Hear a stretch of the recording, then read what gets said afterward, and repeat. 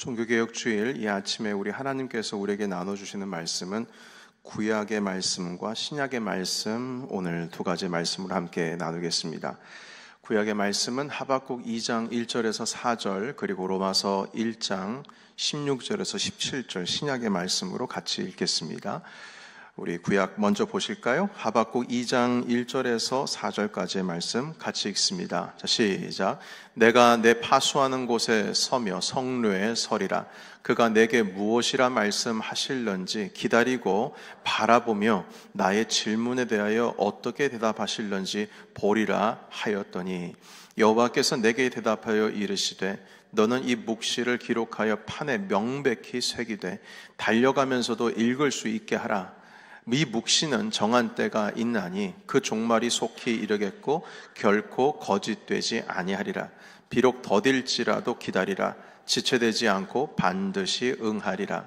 보라, 그의 마음은 교만하며 그 속에서 정직하지 못하나 의인은 그의 믿음으로 말미암아 살리라. 아멘. 로마서의 말씀 보겠습니다. 시작. 내가 복음을 부끄러워하지 아니하노니 이 복음은 모든 믿는 자에게 구원을 주시는 하나님의 능력이 됨이라. 먼저는 유대인에게요 그리고 헬라인에게로다.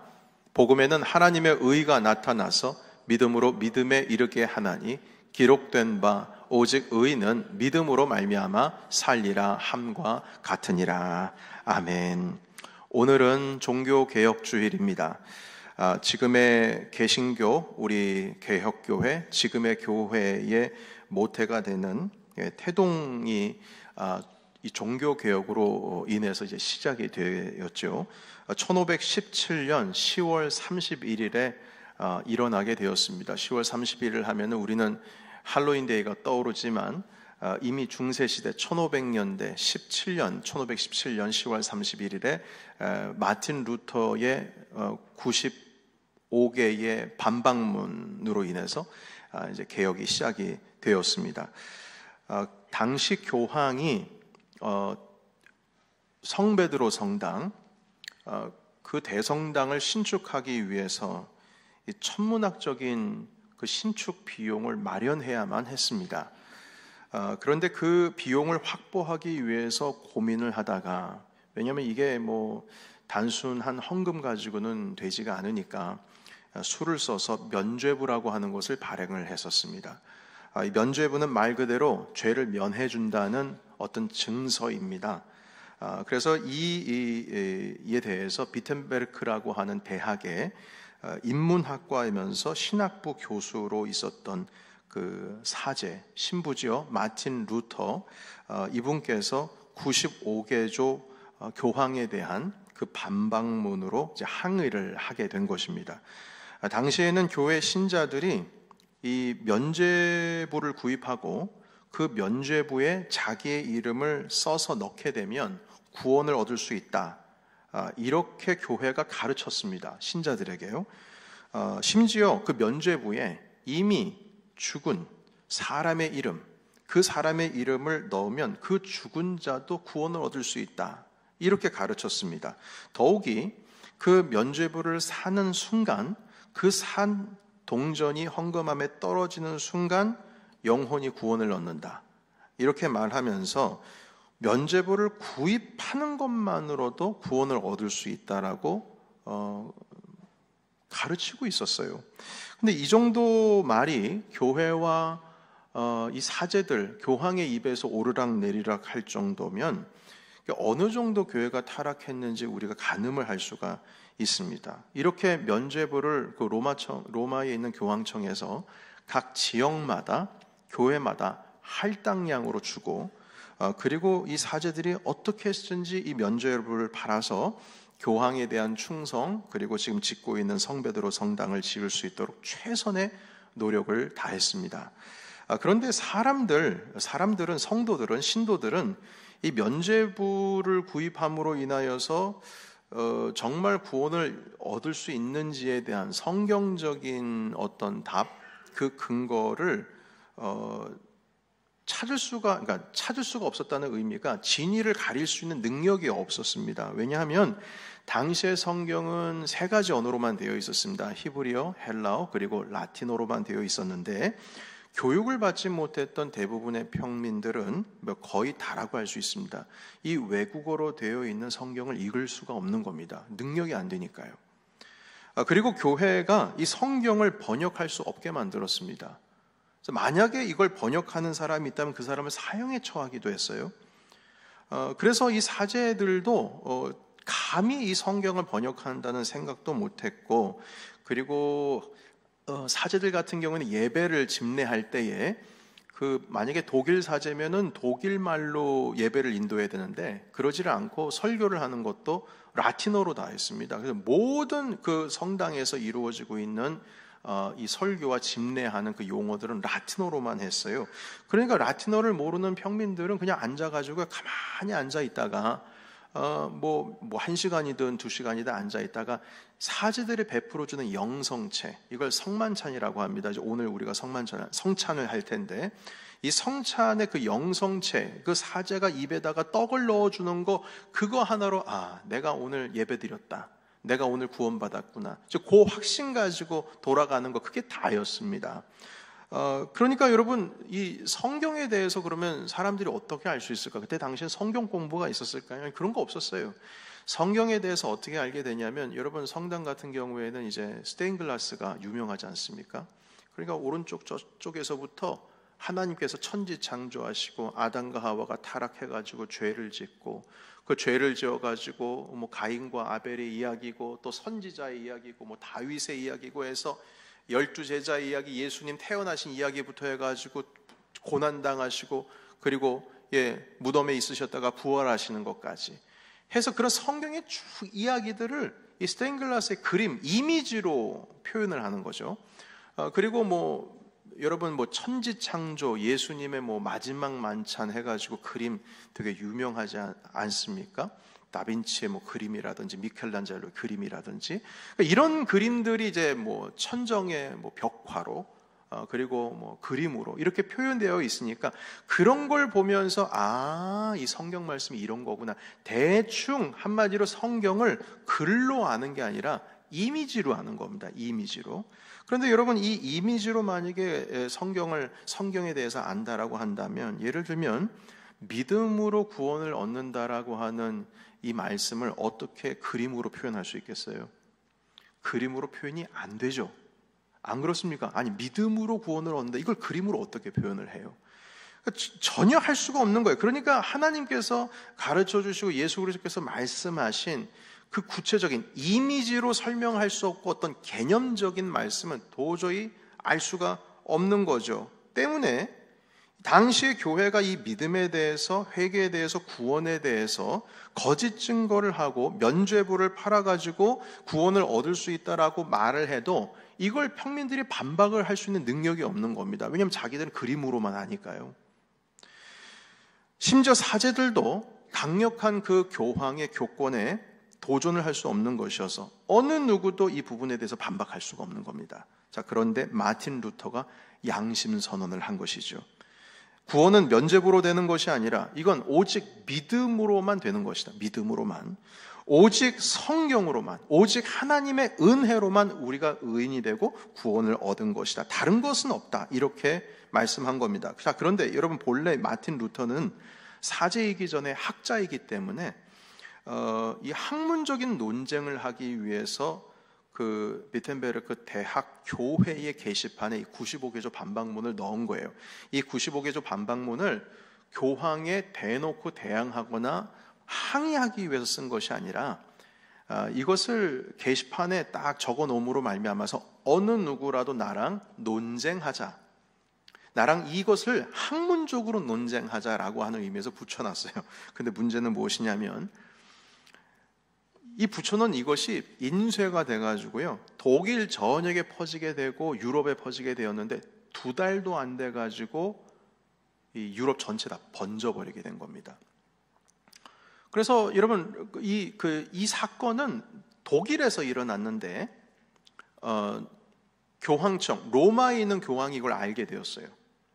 가만히 내버려두면 안 되죠. 당연히 루터는 면직이 되었고요. 그리고 이 목숨의 위협을 받았습니다. 그리고 너의 지금 이 주장을 돌이키면 그대로 사제의 일을 할 수 있도록 더 이상 죄를 묻지 않겠다 했는데 루터가 그 교황 앞에서 절대 그럴 수 없습니다 했습니다.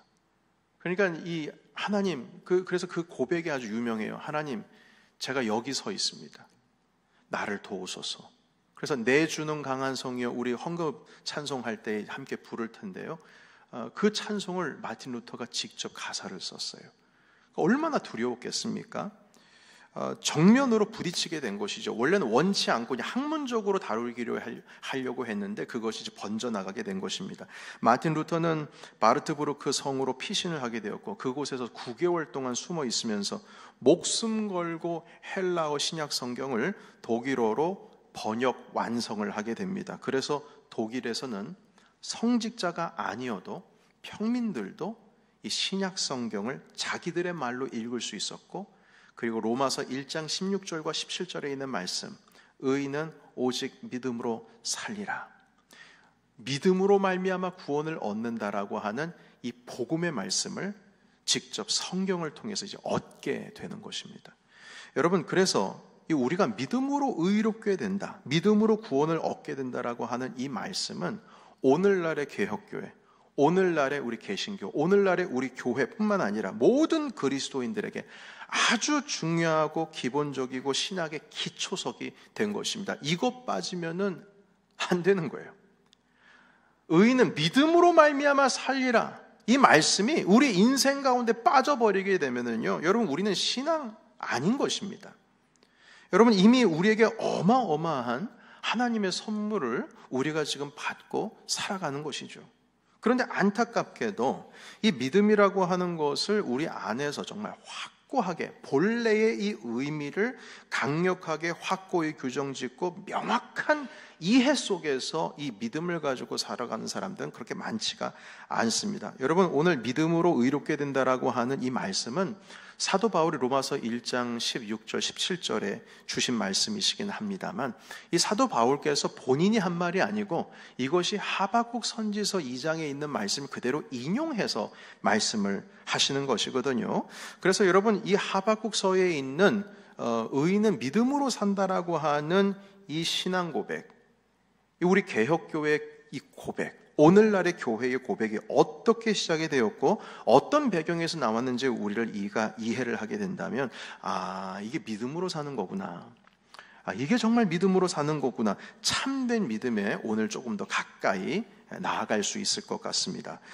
이 하박국이라고 하는 선지자는요, 어느 시대에 구체적으로 어떤 사역을 했는지 성경은 구체적으로 말씀하고 있지 않습니다. 그러나 신학자들이 판단하건대 이 하박국 선지자가 남유다가 멸망할 때쯤에 활동했던 선지자라고 이해를 하고 있어요. 그때 당시의 배경은 이렇습니다. 여러분, 솔로몬 왕 시대 이후에 북이스라엘과 남유다로 갈라진 건 우리 대부분 알고 계시죠. 자, 그런데 이 북이스라엘이 나중에 아수르라고 한 나라에 의해서 멸망을 하게 됩니다. 그래서 없어져 버려요.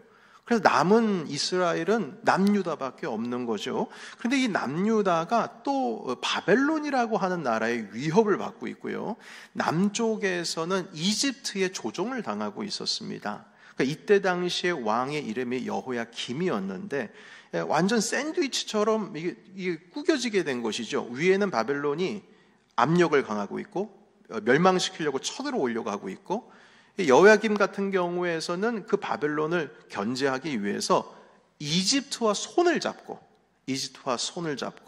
바벨론을 이렇게 막아내고 있었죠. 그런데 이 이집트와 손을 잡을 때 말입니다, 예레미야 선지자가 절대 그거 하지 말라고 그랬어요. 하나님께서 말씀하셨거든요. 이집트를 의지하지 말고 나를 의지해라. 왜 애굽을 의지하느냐? 애굽은 네가 종으로 있었던 곳이다. 하나님을 의지해야지 어떻게 애굽을 의지하느냐, 이집트를 의지하느냐. 계속 예레미야가 하신 말씀이었어요. 그런데 이 여호야김이라고 하는 이 사람이요, 이 상황 속에서도 정신 못 차리고 하나님에 대해서 반역을 합니다. 뭐 우상 섬기는 건 아무것도 아니고요. 선지자 우리아를 처형을 시켜버렸습니다. 너무 시끄러. 선지자 너무 시끄러. 그냥 처형시켜버리라고. 그냥 처형시켜버렸어요. 그 정도로 악독한 왕이었습니다. 여러분, 이렇게 북이스라엘은 아수르에 의해서 이미 멸망을 당했고, 이제 남유다 하나 남았는데 위에서는 바벨론, 아래에서는 이집트 조종을 당하고 있고, 이런 상황 속에서 이 남유다가 멸망당하는 것은 이게 시간 문제라는 것이죠. 자, 이때 하박국 선지자가 등장합니다. 그리고 주님께 여쭙습니다. 그 여쭙는 내용을 우리가 먼저 오늘 보기를 원하는데요. 우리가 읽지 않았던 1장 2절에서 4절까지 있는 말씀 같이 한번 읽겠습니다. 1장 2절에서 4절 시작. 여호와여, 내가 부르짖어도 주께서 듣지 아니하시니 어느 때까지리까? 내가 강포로 말미암아 외쳐도 주께서 구원하지 아니하시나이다. 어찌하여 내게 죄악을 보게 하시며 패역을 눈으로 보게 하시나이까? 겁탈과 강포가 내 앞에 있고 변론과 분쟁이 일어났나이다. 이러므로 율법이 해이하고 정의가 전혀 시행되지 못하오니 이는 악인이 의인을 애워쌌으므로 정의가 굳게 행하여 짐이니이다. 아멘. 여러분, 2절을 보세요. 여기 2절 보시게 되면 요약은 이겁니다. 주님, 왜 부르짖는데 왜 응답하시지 않습니까? 왜 응답하지 않으세요? 3절은 이렇게 해석할 수가 있어요. 주님, 이 겁탈과 강포가 우리 앞에서 일어나고 있고 변론과 분쟁이 일어나고 이 걷잡을 수가 없습니다. 이 나라가 완전 망하고 있습니다. 그런데 왜 가만히 보고 계십니까? 이것이고요. 4절입니다.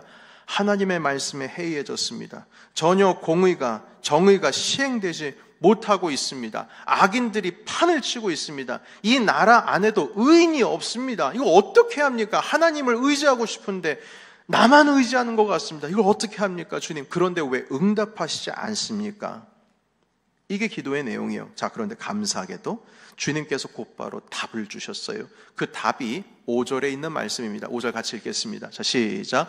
여호와께서 이르시되 너희는 여러 나라를 보고 또 보고 놀라고 또 놀랄지어다. 너희의 생전에 내가 한 가지 일을 행할 것이라. 누가 너희에게 말할지라도 너희가 믿지 아니하리라. 아멘. 주님께서 답을 주셨는데 그것은 무엇이냐면 내가 이제 한 가지 일을 행할 것이다. 그런데 너희들 그거 믿지 못할 걸. 주님께서 일을 행하신다고 하셨는데 그거 믿는 사람 없을 거야. 이렇게 말씀해 주셨어요. 자, 그러자 다시 이 하박국 선지자가 묻습니다. 17절에 있는 말씀입니다. 17절 같이 읽어봅니다. 자, 시작. 그가 그물을 떨고는 계속하여 여러 나라를 무자비하게 멸망시키는 것이 옳으니까. 아멘. 여기서 그라고 하는 이 그는 바벨론을 의미합니다. 이 무자비하게 여러 나라를 멸망시키고 지금 남유다도 지금 멸망시키려고 하는데 이걸 그대로 보고 계십니까? 그러니까 주님께서 이미 한 가지 일을 하겠다고 하셨잖아요. 그런데도 불구하고 믿지를 못하는 거죠. 그러니까 주님 말씀하셨어요. 내가 아무리 이렇게 얘기하는들 너희 믿지 못할 걸. 자, 그러자 주님께서 다시 말씀하십니다. 3절과 4절입니다. 우리 같이 읽겠습니다. 2장 3절 4절. 자, 시작. 이 묵시는 정한 때가 있나니 그 종말이 속히 이르겠고 결코 거짓되지 아니하리라. 비록 더딜지라도 기다리라. 지체되지 않고 반드시 응하리라. 보라, 그 마음은 교만하며 그 속에는 정직하지 못하나 의인은 그의 믿음으로 말미암아 살리라. 아멘. 여러분, 이 뜻이 무슨 뜻입니까? 내가 분명히 한 가지 일을 행한다 하지 않았느냐? 이 묵시는 정한 때가 있다. 3절에 말씀하세요. 그런데 더딜지라도 기다리라. 지체되지 않고 반드시 응하리라. 이루어진다고 가르쳐주고 있어요. 그런데 4절에 사람이 교만해가지고요, 이걸 또 안 믿어요. 그래서 주님 말씀하십니다. 의인은 믿음으로 산다. 여러분, 이 뜻이 무슨 뜻이냐면 그 하박국 선지자가 계속 얘기하는 거예요. 주님, 요시아 왕이 있었는데 요시아라는 왕이 정말 깨끗하고 하나님을 섬기는 왕이었거든요. 그런데 이분이 전쟁하다가 그냥 허무하게 죽어버렸어요. 그리고 여호아스라는 왕이 있었는데 이 왕은 이집트로 끌려갔습니다. 볼모가 된 거예요. 포로가 된 겁니다. 그리고 여호야김이라고 하는 왕이 세워졌는데 하필 이 왕이 제일 더럽고 악한 왕이에요. 하나님, 왜 유다는 바벨론과 이집트 사이에 끼워 놓으셨습니까? 아무리 기도해도 왜 안 됩니까? 이 죄악을 행하는 바벨론 사람들이 망하지 않고 이렇게 날뛰게 왜 만들어 놓으시고 그대로 보고 계십니까? 자, 그러자 주님께서 말씀하시는 겁니다. 지금까지 읽었던 내용을 제가 정리를 하는 거예요. 꼭 이런 것과 같습니다. 하박국아, 이해가 안 되지? 도저히 못 믿겠지? 내가 한 가지를 분명히 행할 것이라고 했는데 못 믿겠지? 묵시라고 하는 것은 정한 때가 있는 법이다. 지체돼도 더디더라도 내가 반드시 이룰 것이다. 내 계획이고 내 뜻이다, 그것이. 그럼에도 불구하고 도저히 못 참겠고 이해가 안 되고 도저히 납득이 안 되지? 자, 그러니까 믿음으로 살아야 되는 거야, 믿음으로. 내가 지금까지 한 가지를 분명히 행하겠다라고 얘기했는데 더디 이루어진다 할지라도 분명히 응할 것이라고 말했는데도 왜 믿지를 못하는 거야? 의는 다른 게 아니야. 믿음으로 살아야 되는 거야. 나를 따른다면 믿어야지. 내가 이렇게까지 얘기했으면 믿어야지. 그게 바로 의인들이 사는 삶이야. 공의를 사랑하고 정의를 사랑하고 하나님의 법이 온전히 이루어지는 것을 갈급해하는 사람들은 다른 것이 아니라 믿음으로 살아야 되는 거야. 아무리 어렵고 힘들고 이해가 안 되고 지금 이 순간도 아무리 100번 생각하고 1000번 생각해도 납득이 안 돼도 결국에 너희의 공의의 하나님께서 이것을 이루실 것이라고 하는 그 믿음을 가지고 살아가는 것이 나를 따르는 의인들의 삶이란다. 하박국아, 세상의 모든 역사는 내 손안에 있다. 그 계획을 이루는 데는 이런 방법도 있고 저런 방법도 있어. 그러나 시간이 필요한 것도 있다.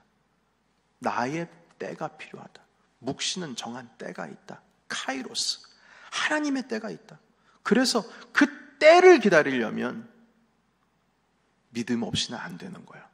그래서 의인은 공의를 사랑하고 정의를 사랑하는 자는 믿음으로 살아야 진정으로 나를 따르는 삶, 의인의 삶이 되는 거란다. 믿음 외에는 또 살 길 없다 말씀해 주셨어요. 사랑하는 성도 여러분, 그 한 가지 일을 행하신다라고 하는 그 놀라운 하나님께서 이루시겠다고 한 약속이 어떻게 이루어졌습니까? 바로 예수 그리스도를 통하여 이루어졌습니다. 이 하박국 선지자가 들었던 그 말씀이 예수 그리스도에 대한 말씀이었어요. 세상의 모든 불의, 악하고 선하지 못한 것, 모든 사단의 권세에 주님께서 그 뱀의 머리를 밟아버리시겠다는 바로 그 창세기에 있는 약속 그대로 당신의 사랑하시는 아들 독생자께서 이 땅 가운데 오셔서 십자가 지심으로 말미암아 우리의 모든 죄를 다 가져가시고 죽음의 권세를 이기시고 사단을 이기시고 그 권세를 이기시고 다시 부활하신 거예요. 그러므로 말미암아 그 예수 그리스도를 믿고 믿음으로 말미암아서 우리가 구원을 얻을 수 있고 비로소 하나님을 따르는 의인이라 칭함을 받게 된 것입니다. 여러분, 아무리 주위의 환경이 하나님의 사람으로 살아가는 것을 부정하게 하고 고단하게 하고 그럴지라도 여러분, 의인이 살아가는 방식은 십자가 붙들고 나가는 겁니다. 예, 이해가 안 됩니다. 납득이 안 됩니다, 주님. 그러나 주님께서 우리에게 약속하셔서 이루어 주신 그리스도의 십자가를 붙들고 살아가겠습니다. 이젠 난 믿음으로 삽니다. 주님은 공의로우신 분이시고 나에게 선한 것을 베풀어 주시고 이 그리스도로 말미암아 모든 세상 권세를 이기신 주님을 믿고 나갑니다. 당신께서 세상을 이기셨으니 우리도 세상을 이기며 살겠습니다. 여러분, 이게 믿음의 삶인 줄로 믿습니다. 여러분, 그런데 이 믿음을 우리가 잘못 이해하는 경우가 있어요.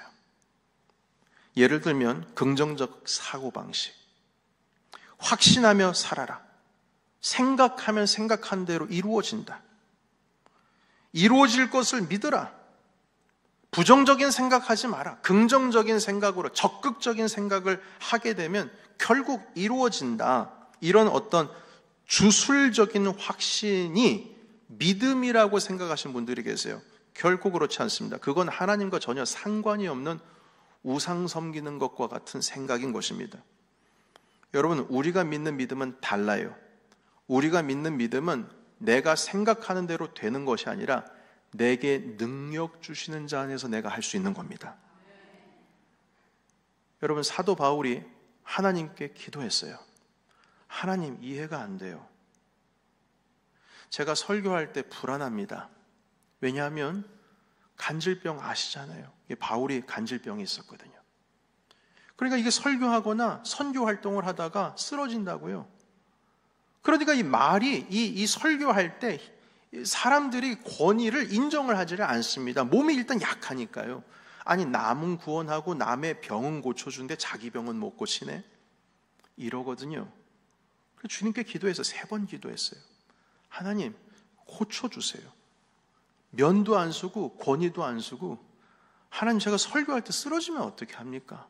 선교하다 쓰러지면 어떻게 합니까? 사람들이 그래요. 다른 사람은 병 고치는데 자기 병은 못 고친다고. 주님, 나 이렇게 사역을 어떻게 합니까? 주님 말씀하십니다. 지금 약하잖아.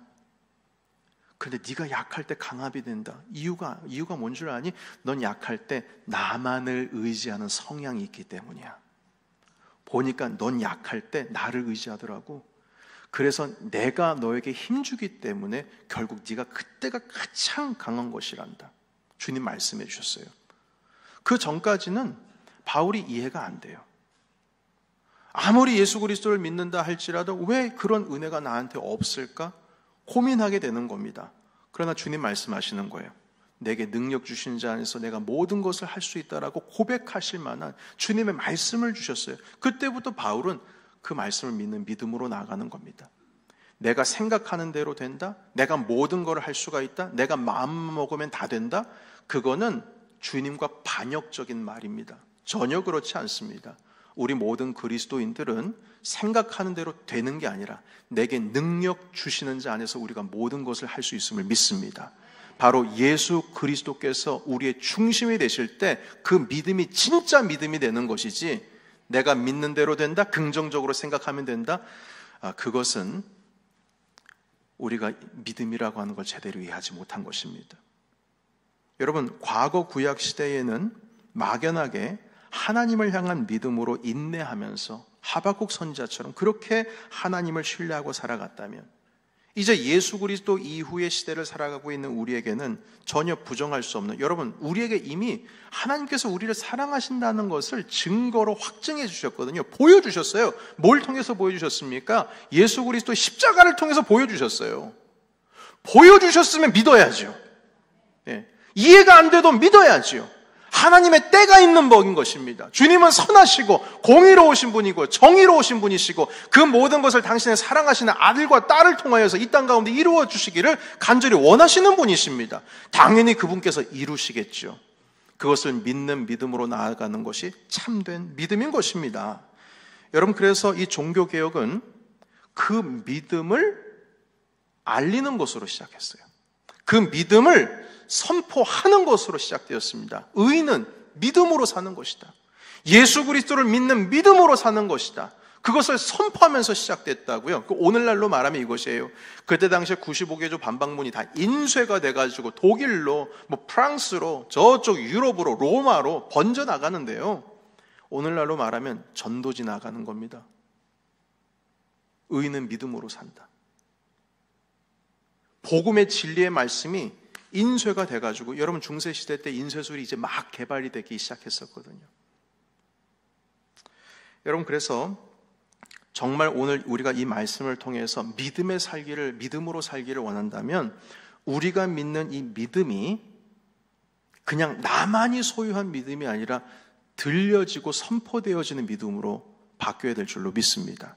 여러분, 말씀드렸죠. 복은요, blessing, 하나님께서 주신 복은, 주님 복 주세요 해서 주님께서 복 주셨잖아요. 그 복을 나만이 가지고 있을 땐 성경적인 복이 아니라고 말씀드렸습니다.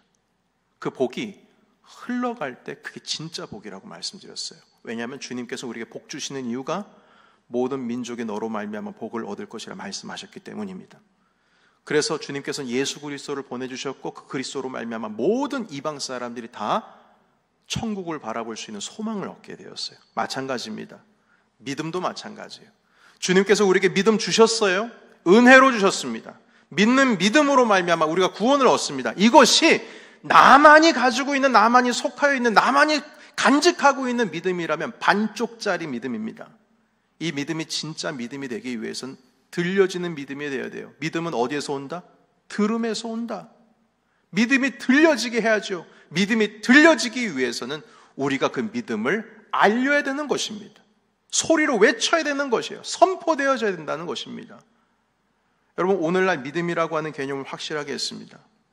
이 믿음이라고 하는 것, 그리스도를 붙드는 믿음, 들려지는 믿음이 되기 위해서 나 혼자만이 간직한 믿음이 아니라 알려지는 믿음, 선포되어지는 믿음이 되어야 된다는 사실을 배우게 되었습니다. 그래서 여러분, 진리를 가지고 있는 자는 그 진리를 전해야 할 책임이 있는 거예요.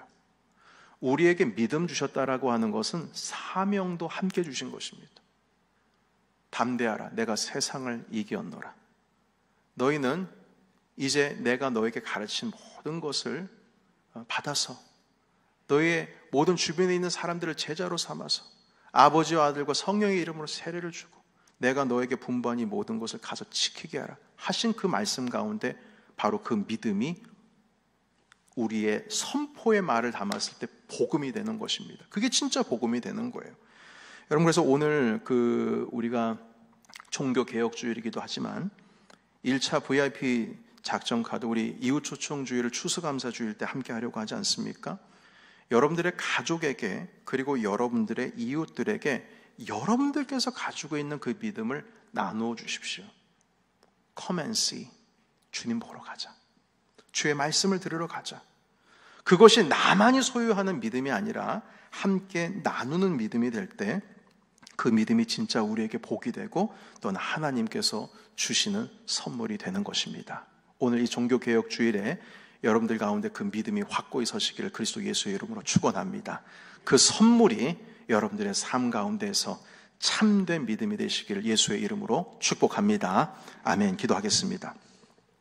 하나님 아버지, 이 종교개혁주일에 주님께서 참된 믿음이 무엇인지를 가르쳐 주신 것 감사를 드립니다.